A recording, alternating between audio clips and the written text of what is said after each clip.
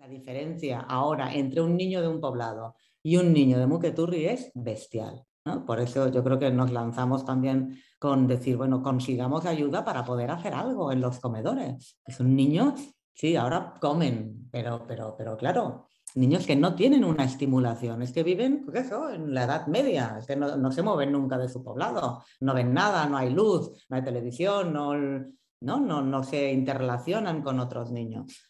Y vamos a hacer poco a poco que los 5 comedores que tenemos, no que sean como el centro de Muqueturri, porque eso es insostenible, pero sí que puedan eso, ¿no? Estimulación, educación y que los niños puedan ganar en eso.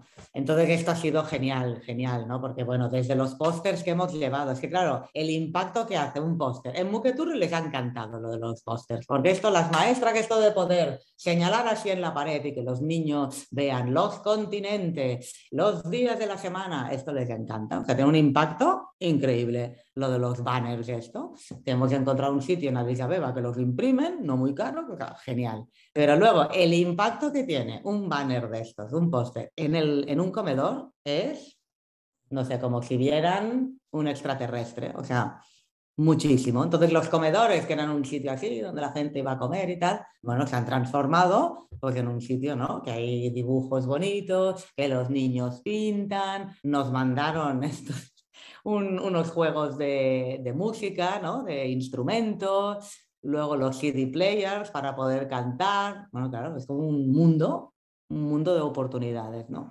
Entonces en eso, bueno, pues daros las gracias por soñar juntos, digamos, ¿no? Porque sí es una apuesta un poco soñadora, pero bueno, que hacemos lo que podemos, ¿no?